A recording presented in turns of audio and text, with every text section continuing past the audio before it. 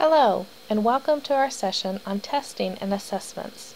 I'm Dawn Lindsley, the Career and Technical Education Coordinator from Manhattan-Ogden Schools. Curriculum, instruction, and assessment are foundational for Manhattan-Ogden Schools' success in providing a quality education for every child that moves through our school system. The relationship between assessments and the overall quality of teaching and learning is often underestimated. Testing through assessments are a strategic tool for educators to use in evaluating student learning. The purpose of this video is to help district personnel and community patrons alike understand the importance of assessment testing in our schools today.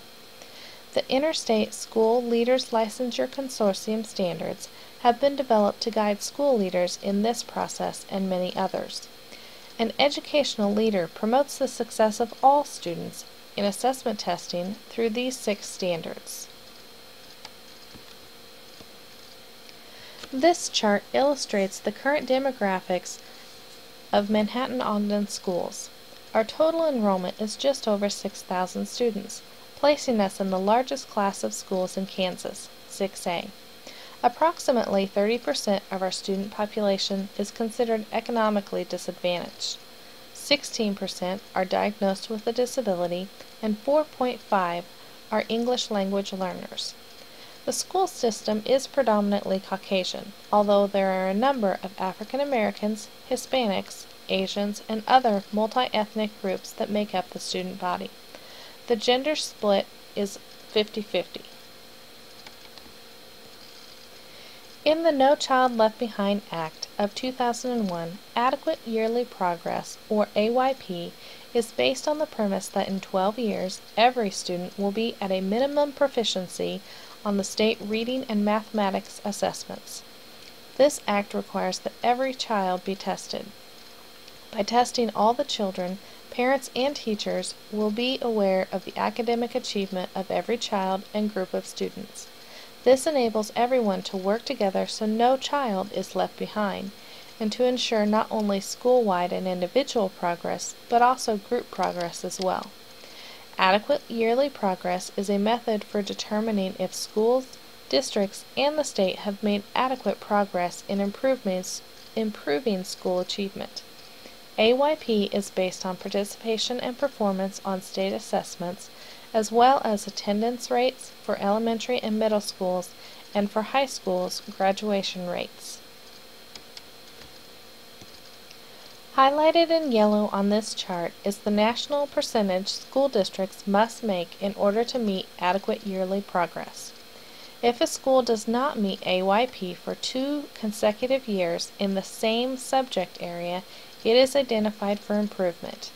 The Kansas State Department of Education will work with a school or district to be successful in the future. Once a school is on improvement, they must meet AYP for 2 consecutive years in order to be taken off of improvement. The first 4 columns are related to reading and math assessment tests on this chart that students complete during the testing window in the spring semester. The last 2 columns are based on graduation and attendance rates. These also figure into a school district's meeting AYP. Now highlighted in yellow, you see the percentages met by all students in the Manhattan-Ogden School District. When you compare this with the previous line, you will see we exceeded the cut scores needed to meet adequate yearly progress during the current school year. The final section highlighted shows each of the subgroups and how they scored individually. American Indians are not listed because the school has to have at least 30 identified students to be considered a subgroup. Only one of the groups did not meet the cut scores in the reading assessments this particular year.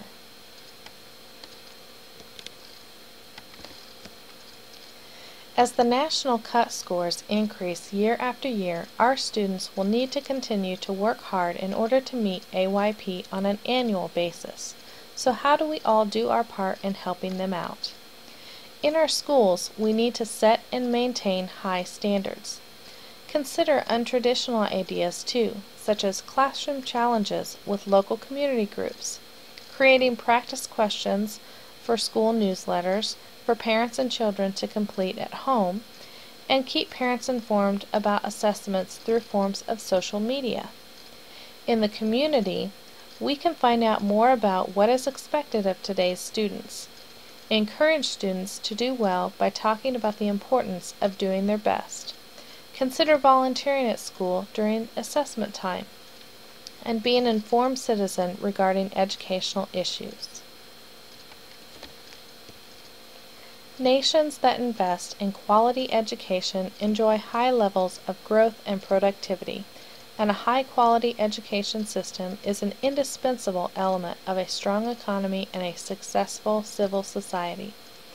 Assessment of student learning is changing, largely because today's students face a world that will demand new knowledge and abilities. In the global society of the 21st century, students will need to understand the basics as well as think critically, analyze information, and make inferences. We can celebrate our present success. However, we need to make sure we are active participants in helping our Manhattan-Ogden students meet adequate yearly progress through the state assessment process on an annual basis. If you would like to learn any more information, please refer to the resources listed on this page. I hope you enjoyed the presentation and have all of your questions answered concerning testing and assessment in our schools today. Thank you.